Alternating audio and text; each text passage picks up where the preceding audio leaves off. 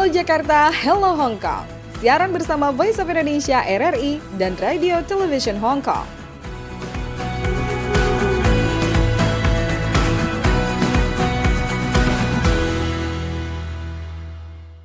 Halo Jakarta. Halo Hong Kong, saya Skarsari dari Voice of Indonesia di Jakarta.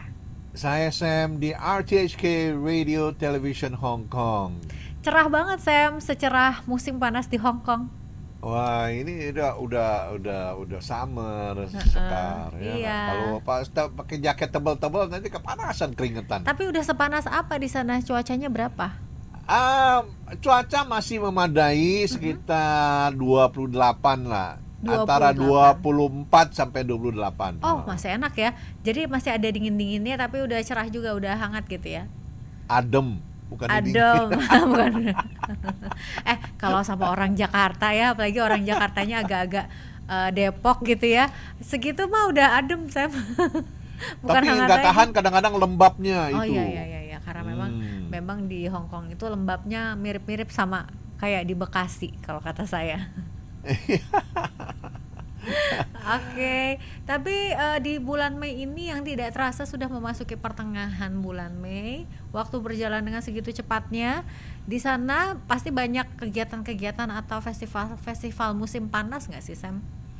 Wah, di sini tuh banyak sekali kegiatan ya nggak, terutama outdoor ya nggak ya.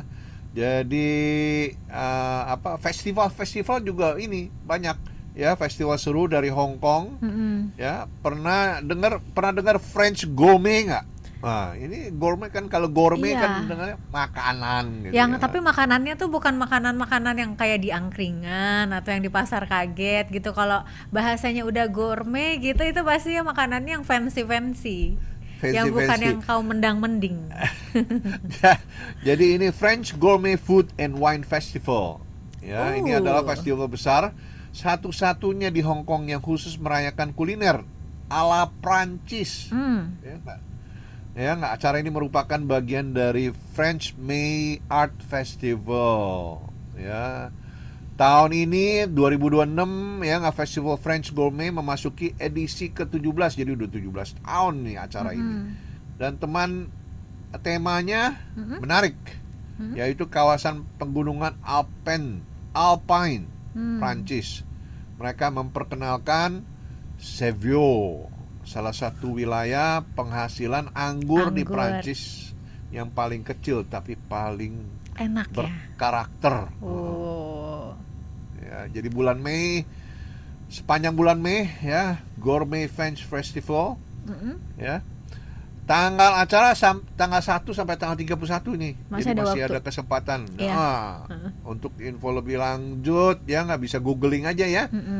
French Gourmet Festival. Saya penasaran ya kalau sekali makan di situ tuh berapa ya? Biasanya kalau udah French dan gourmet gitu ya. Nggak terlalu mahal lah. Oh, nggak terlalu ya? Ada festival begini. Oh ya, iya, karena bukan fine dining ya, kecuali makannya di restoran yang begitu ya. Oke, kalau di sana ada festival kuliner makanan Prancis, kalau di Jakarta juga ada festival vegetarian tahunan di Jakarta. Sam pernah kepikiran jadi vegetarian nggak sih, Sam? Vegetarian? Enggak ya? Enggak ya. Iya, saya juga ini sih sukanya seminggu, makan daging. Kalau seminggu oke lah ya nggak, tapi kalau setiap hari bingung. Saya aja harus makan bakso terus kayaknya tiap hari, mana bisa saya disuruh jadi vegetarian ya.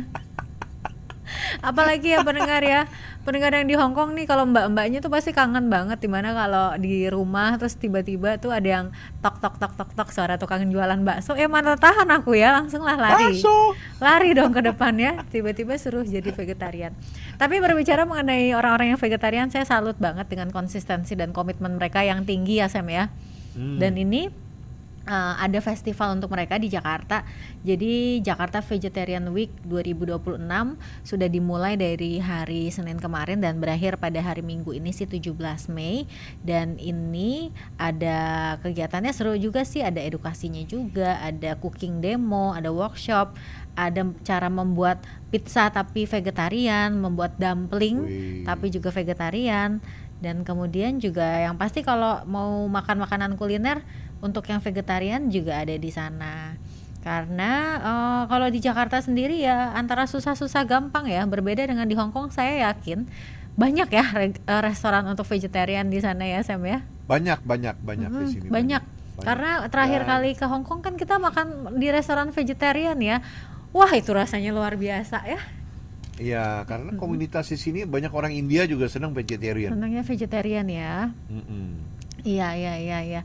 Tapi kalau Ya. saya setiap hari suruh jadi vegetarian, tapi makannya makanan kayak yang vegetarian yang di sana, saya kayaknya kuat deh nggak makan bakso. Kayaknya ya. Nah, kalau vegetariannya kayak gado-gado, ketoprak ya oke lah. Ketoprak Iya. kan vegetarian kan ya. Tapi kan suka enaknya kalau ditambahin telur dadar. Iya kan, ketoprak mana enak kalau nggak pakai telur dadar. Gagal deh jadi vegetarian ya. Iya, toge, tahu, ya, Iya, kacang, bihun. iya. Tapi ngomong-ngomong soal makanan ya Sam ya, yang ada makanan juga yang cocok untuk vegetarian itu adalah bubur Manado Sam, tanpa Wih. ikan asinnya ya. Kan itu isinya Ah. lengkap loh. Pakai kangkung atau bayam, pakai labu-labuan, terus ada jagungnya, terus pakai sambel. Enak banget. Sam suka nggak sih bubur Manado? Belum, saya belum pernah makan bubur Manado. Belum pernah makan bubur Manado ya. Tapi saya herannya ya, kan sempat ada yang bilang kalau bubur Manado itu adalah makanan yang bentuknya itu paling nggak bagus gitu, paling nggak estetik. Banyak yang nggak suka bubur Manado karena bentukannya. Tapi kalau saya tuh sangat suka bubur Manado, bahkan suka masak sendiri di rumah saking saya sukanya bubur Manado. Tapi paling enak kalau makan bubur Manadonya memang di Manadonya langsung ya Sam ya. Yes. Oke, dan kalau kita Kita- berwisata ke Manado, jangan lupa juga wisatanya tuh ke Miangas. Dan untuk mengetahui seperti apa sih wisata di Manado dan Miangas, kita akan mendengarkan wawancara berikut ini. Tetap bersama kami di Halo Jakarta, Hello Hong Kong. Anda masih mendengarkan Halo Jakarta, Hello Hong Kong. Siaran bersama Voice of Indonesia RRI dan Radio Television Hong Kong.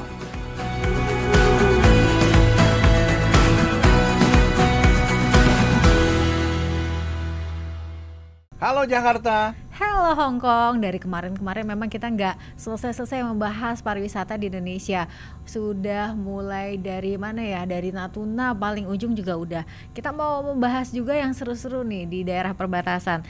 Kita telah bersama dengan Bapak Muhammad Dino Gobel, Direktur Pengembangan Pariwisata Indonesia Timur, Kokostur Group Indonesia. Selamat pagi Pak Dino. Selamat pagi Mbak Sekar, selamat pagi Pak Sam di Hong Selamat Kong. pagi. Ya. Pak Dino di mana? Sementara di mana nih posisi? Di Manado, Sulawesi Utara. Ni hao, Wih, ni hao ma. Ni hao. Wah, udah pinter di bahasa Mandarinnya ya nggak? Aduh. Karena Pak Dino ini pasti banyak berurusan sama wisatawan yang dari Tiongkok ya Pak Dino ya. Ya, alhamdulillah kami di Kokostur Indonesia salah satu operator inbound untuk Asia Timur dari China terbanyak yang kami handle sama Taipei. Oh, Ya. paling banyak China dan Taipei. Oh. Iya. Senengnya kemana Pak mereka Pak?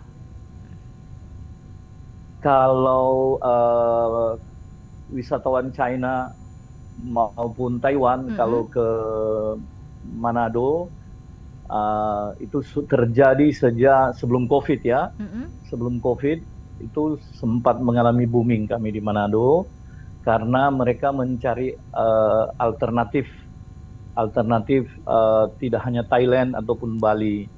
Nah, alhamdulillah puji Tuhan ketika pasca pandemi saat perilaku wisatawan asing itu berubah lebih ke healing. Nah, kami di Manado menjadi salah satu sasaran. Yaitu kenapa? Karena wisatawan China maupun Taiwan dan belakangan Korea masuk, itu suka yang free oksigen, yang ada di tepi pantai, ya, yang lebih ini ya, nature. Ya, seperti itulah sehingga terjadi peningkatan tingkat kunjungan dari kedua negara ini ke wilayah kami. Begitu kira-kira Mas Sekar. Sekar, jadi kalau mau oksigen gratis, harus ke Iya. Manado. Manado. Kalau saya Iya. kalau ke Free Manado oksigen. bukan cuma free oksigen, pulang-pulang kayak kebanyakan oksigen karena di sana makanannya enak-enak. Makanan. Makanannya langsung gemuk. enak-enak. Ini Betul. bubur Manado tuh ya. Aduh, pakai Iya. sambal, pakai ikan asin, wah enak banget. Tapi Pak Dino, kita harus tanya sama Sam nih. Sam tinggal di Hong Kong, udah pernah belum ke Manado nih? Pernah, Oh, pernah, alhamdulillah ya. pernah. Ke Wah. Manado pernah. Saya waktu itu zamannya Pak JK. Ya nggak, zaman Pak Oh, JK iya, ikut staf khusus ya nggak ke Manado. Mm-mm. Ya nggak. Itu Wah, mantap. makan ada ikan yang kayak peci ya. Iya, iya, iya. Yang apa tuh yang begini ya? Ikan apa itu, Pak? Namanya bobara itu, Pak. Oh, ikan ikan bobara. bobara. Tapi bukan Enak cuma Pak itu. JK aja sebetulnya yang ke sana. Karena Presiden Prabowo juga sempat berkunjung ke Miangas dan ini dinilai sebagai momentum emas. Dan menurut Pak Dino, kenapa sih ini menjadi waktu yang tepat, Pak, untuk Indonesia mulai serius mengembangkan wisata perbatasan seperti Miangas nih? Kita dari Manado kita geser ke Miangas. Iya, betul sekali, Mbak Sekar. Ini pertanyaan yang luar biasa dan saya sebagai pelaku pariwisata di Sulawesi Utara bahkan dalam gerakan kami banyak juga menyentuh wilayah Indonesia Timur karena kami menggunakan Manado sebagai hub ketika wisatawan asing masuk. Jadi kita bundling, menjual Manado itu tidak cukup di paket 5 hari sampai 7 hari, tapi kita mulai bundling ke Raja Ampat, kita mulai bundling ke kawasan timur lainnya. Nah, kunjungan Pak Presiden Prabowo Subianto itu saya harus kasih jempol, luar biasa, sangat bangga karena memberikan perhatian kepada Miangas. Kenapa bicara soal Miangas itu kami sangat bangga dan bahagia karena Mbak Sekar maupun Pak Sam, Miangas itu berada dalam posisi yang sangat strategis. Jadi kita tidak hanya melihat Miangas itu dari sisi pendekatan keamanan semata, tapi ada potensi pariwisata di sana.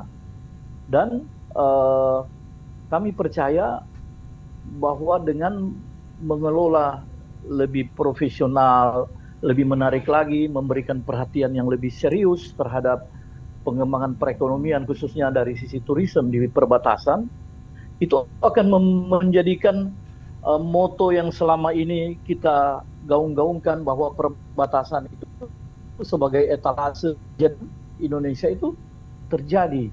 Ya, kita tahu bersama Miangas berbatasan dengan paling dekat dengan Filipina Selatan. Di sana ada beberapa provinsi dengan pertumbuhan perekonomian yang sangat pesat. Ada Davao de la Sur, Davao Oriental, Davao City, sampai General Santos, dan lain sebagainya. Nah, mereka melihat Miangas sebagai pintu masuk untuk bisa berwisata jauh ke Indonesia melalui Manado. Dan jangan lupa, ketika Pak Prabowo ke Miangas itu kan sebelumnya beliau datang dari Cebu. Nah, Cebu ini ada, halo? Iya, Iya, iya Pak. Pak. Halo Pak Dino. Wah, Pak Dino masih nyangkut nih. Itu kalau dari Miangas, kalau Pak Sam dan Mbak Sekar naik speedboat, naik speedboat itu hanya sekitar 30 menit Oh, ke Filipina Selatan. Di sana ada beberapa kota, ya, beberapa kota seperti Davao de la Sur, Davao Oriental, General Santos, ini kota-kota dagang yang lagi mengalami perkembangan pesat. Dan mereka hanya mirip Batam dengan Singapura. oh, Nah, iya. kunjungan Pak Prabowo saya kira kunjungan Pak Presiden Prabowo ke Miangas itu kiranya jadi momentum emas. Tidak sekedar acara seremonial semata. Nah, karena ketika kita mengembangkan pariwisata perbatasan, dengan sendirinya nih ekonomi ini akan bergerak.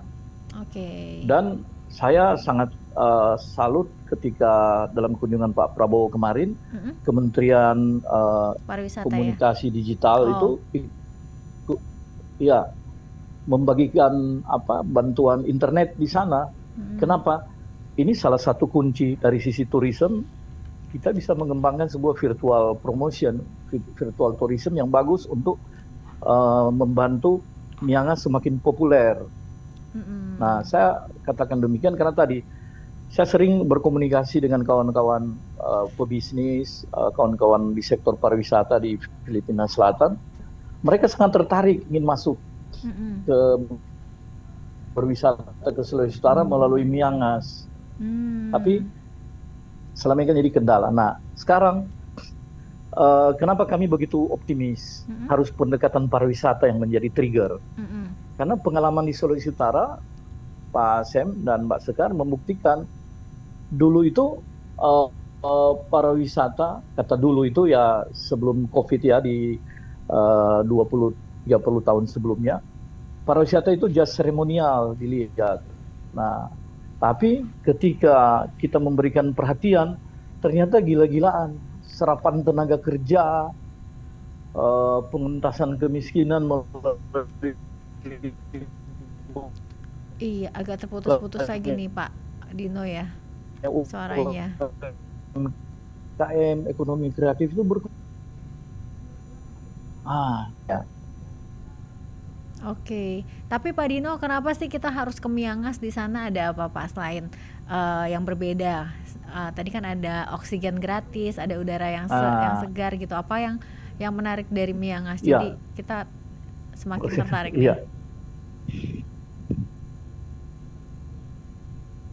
Iya, jadi ke Miangas itu sebenarnya kita bisa kemas beberapa atraksi yang ada di sana, potensi yang ada. Jadi ada di dunia pariwisata Mbak Sekar, Pak Sam, ada yang namanya sensasi ya. Ketika apalagi di dunia era sekarang ini lagi berkembang namanya wisata minat khusus ya. Wisata minat khusus itu didominasi oleh wisatawan-wisatawan Gen Z dan milenial. Mereka itu hampir separuh lebih pasar wisata mereka kuasai. Nah, di Miangas itu selain alamnya yang cantik dan atraksi budaya yang mereka miliki karena merupakan mix perbatasan Indonesia dan Filipina, di sana juga kita bisa kemas wisata perbatasan yang namanya, jadi setiap masyarakat yang akan berkunjung ke Miangas, kalian akan menemukan antara lain bisa menemukan jejak ada yang namanya mata air Jokowi. Oh. Nah, di situ beberapa wisatawan anak muda ke sana, mereka suka. Di sana ada mata air ya. Ketika era Pak Jokowi, beliau berkunjung ke sana. Iya. Beliau membasuh wajah di sana dan oleh teman-teman pelaku pariwisata kami namakan itu adalah mata air Jokowi. Nah, sekarang era Pak Prabowo luar biasa. Pak Prabowo lebih menegaskan lagi. Nah, kami ingin kembangkan bahwa, hey, come on, jangan kau menyebut anak Indonesia, kalau kau tidak berwisata ke Miangas, kalian akan mendapat brevet wisata Pak Prabowo. Itu kan sebuah kebanggaan. Brevet itu kan identik dengan diver, untuk penerbang, terjun payung. Nah, sekarang kita kembangkan bahwa challenge sebuah sensasi mencintai NKRI itu sampai ke perbatasan, kalian akan mendapat pengakuan brevet khusus tentang mencintai Indonesia dari sisi pariwisata. Berarti banyak hal harus kita bisa lakukan. Saya kalau mau jadi anak Indonesia, saya harus siap-siap tiket dulu nih untuk ke Miangas ya. Ya, kira-kira seperti lihat, itu, Mbak Segar. Mata air, jangan sampai kebalik ya. Air mata. Ya.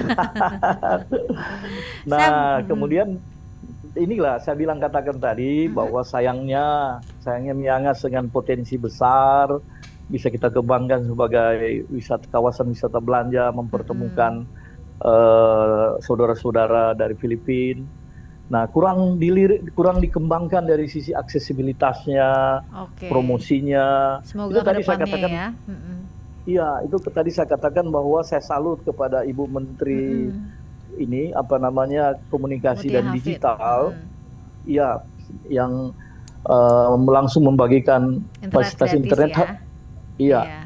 Harusnya ini diikuti oleh ini Mbak Sekar, kementerian lain Amin. seperti Kementerian Perhubungan, Iya.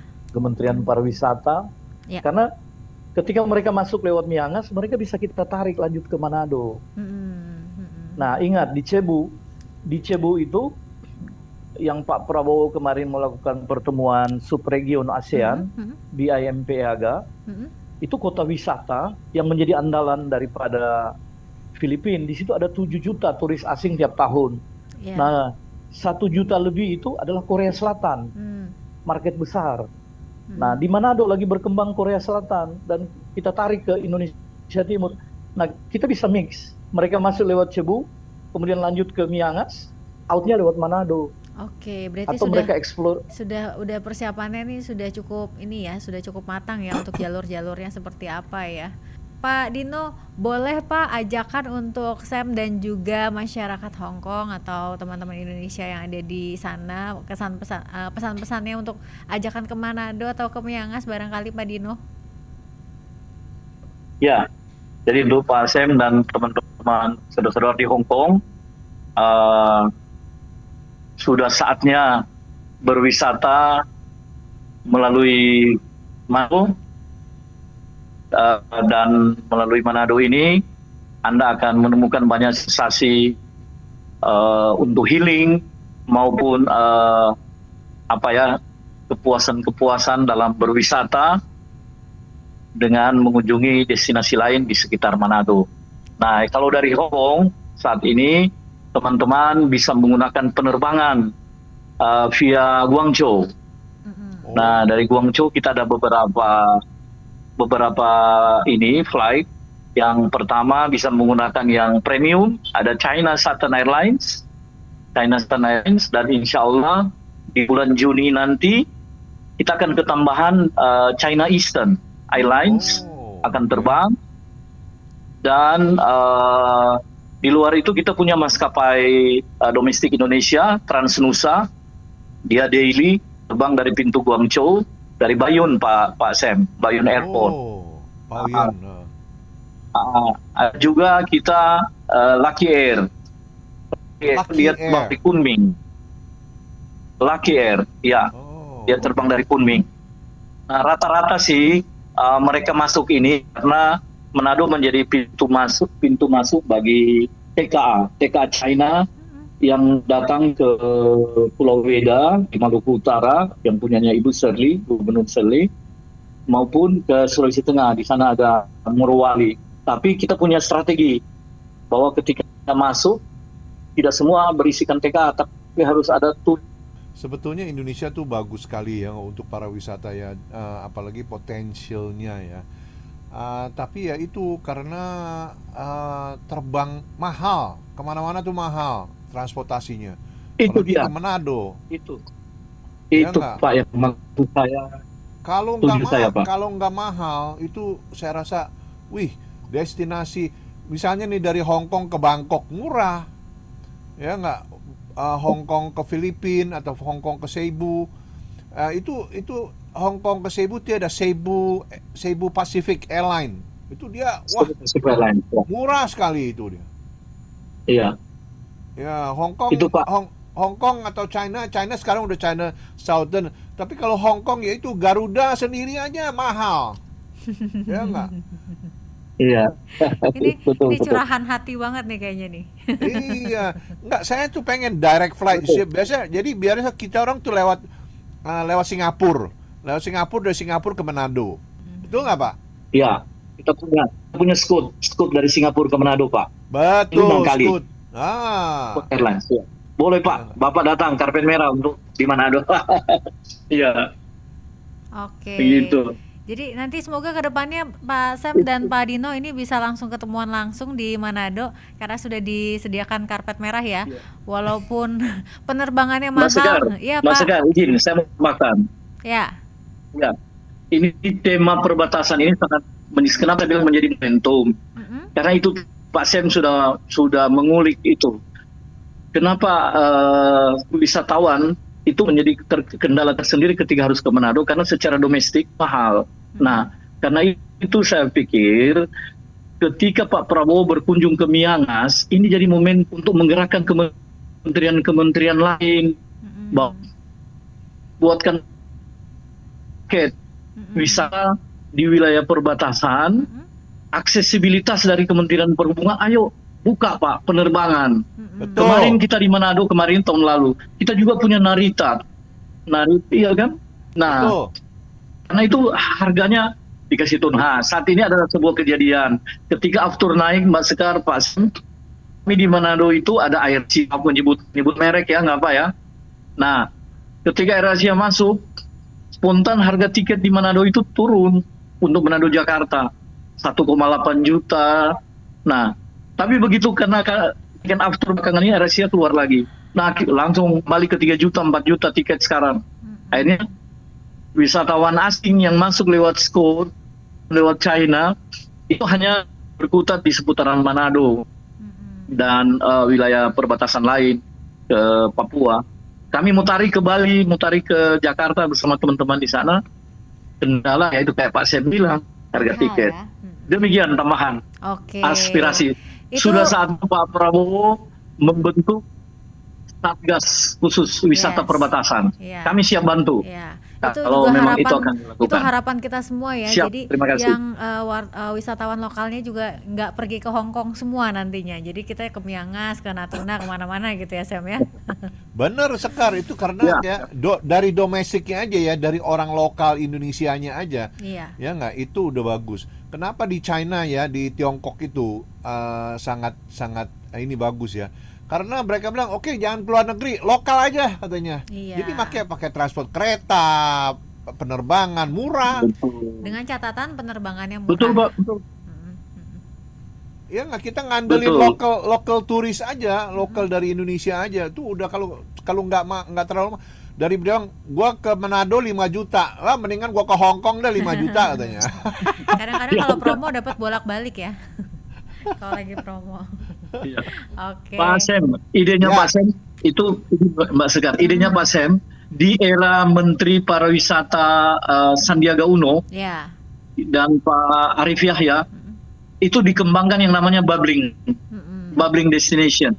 Jadi misalnya kami di Manado itu 45 juta bisa naik wisatawan domestik, sementara kekuatan domestik luar biasa. BPS mencatat 2025 aja 300.000 perjalanan wisata itu 300 ya.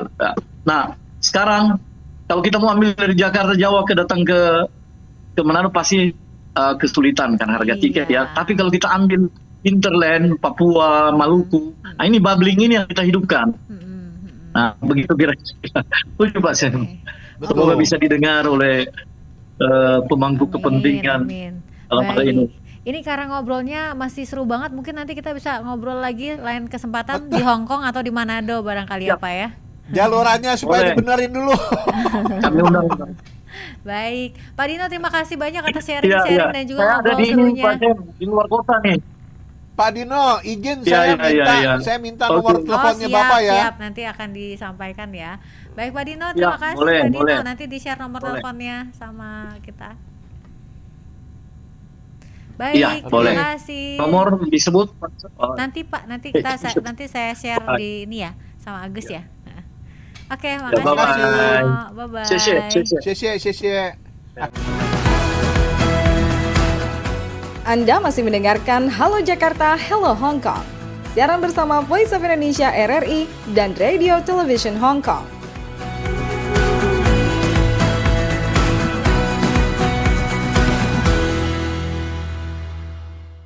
Halo Jakarta. Halo Hong Kong. Wah, memang ya harapan kita semua ya. Kalau wisata tuh memang paling penting tiketnya gratis dulu biar bisa bolak-balik. Buat kita gratis, gak apa-apa. Aduh, itu memang harapan terdalam sih ya. Kenapa sih pertanyaannya, Sam, kenapa sih mahal banget gitu ya tiketnya ya? Kayak ke Natuna aja waktu itu berapa sih, kita sempat ngomongin 6 juta kalau nggak salah ya Sam ya. Makanya. Itu sekali Ya, jalan nggak. loh, ya kan? Udah sampai ke mana? Ke Rusia dengan harga tiket segitu, jangan-jangan ya kalau lagi promo ya. Saya rasa kenapa ya, maksudnya kita kalau promosikan ke Manado atau kemana, ke Nias, ya, ke Bali, ke Jogja, yang penting local transportasinya tuh kalau memadai ya nggak, jadi istilahnya nggak terlalu mahal. Iya. Saya rasa oke, ya nggak. Ditambahin ya nggak pesawatnya ya nggak, untuk lebih ini ya. Dan saya rasa kan kita local spending ya nggak, istilahnya pakai rupiah, nggak usah pakai dolar. Ya nggak? Iya. Ya lebih murah di Benar, lokal benar. sebetulnya daripada ke luar negeri. Kenapa di Tiongkok itu ya nggak, kalau ada holiday, waduh itu local transport. Jadi antara provinsi aja itu udah sangat besar sekali. Jadi makanya sekarang ya semua local attraction di Tiongkok itu diperbaiki. Ada ini, ada itu, ada ini. Pokoknya wah bagus-bagus. Iya, apalagi nih kalau di Indonesia ya Sam ya. Ini minggu ini nih adalah minggu long weekend loh. Jadi dari hari Kamis kan libur kenaikan Isa Al-Masih. Kemudian Wow. Jumatnya kan banyak yang work from home sejak ada efisiensi untuk pengurangan untuk BBM ya. Jadi panjang banget liburnya dari hari Kamis, Jumat, Sabtu, Minggu gitu. Jadi misalkan memang untuk transportasinya tuh bisa ditekan atau disubsidi, bayangin deh semua orang udah pada kemana-kemana gitu. Iya, makanya saya juga kadang-kadang bingung ya kenapa bisa mahal gitu ya istilahnya. Ini cuannya mau banyak-banyak sih ya nggak, jadi ya gitulah. Oke, lanjut lagi di Hong Kong, ada cerita apa Sam? Hong Kong ya, Hong Kong, acara berikutnya masih di Hong Kong ya, yaitu pameran seni bertajuk Blooming the Art of Garden in East and West ya. Pameran ini akan digelar mulai 24 April hingga 29 Juli 2026 di Hong Kong Museum of Art yang ada di alamat 10 Salisbury Road di Tsim Sha Tsui ya. Mas, kabar baiknya tuh ya, masuknya gratis sekarang. Wah, asik banget. Ya. Pameran ini menghadirkan 100 lebih karya seni pilihan dan art efek dari istana kota terlarang Beijing, Art Institute of Chicago, Istana Versailles di Prancis, dan Museum Seni Hong Kong. Kita akan diajak menjelajahi taman-taman yang megah milik raja dan bangsawan seperti Kaisar Qianlong dari China dan Raja Louis the 14 dari Prancis. Ada juga taman-taman romantis yang dilukis oleh para maestro seperti Claude Monet, Zhang Dangqian, dan Wen Zhengming. Jadi inti pameran ini memperlihatkan bagaimana taman-taman baik dari timur maupun barat pada dasarnya adalah tempat pelarian yang tenang, penuh keindahan alam untuk bersantai dan merenung. Beda zaman, beda gaya, tapi nilai intinya sama. Oh, oke. Nih, ini juga penting nih. Untuk pemberian yang gratis-gratis juga untuk meningkatkan wisatawan Yang juga gratis, penting. gratis.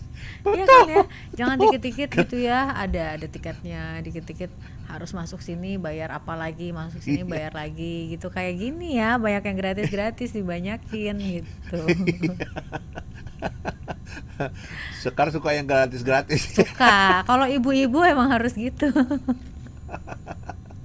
Tapi memang berbeda ya Sam ya. Kalau di Hong Kong kan masyarakatnya nggak sebanyak yang ada di Indonesia atau di Jakarta. Kalau di sini jangankan gratis ya, kalau sesuatu yang udah viral walaupun harus bayar itu juga bisa penuhnya tuh penuh banget gitu ya.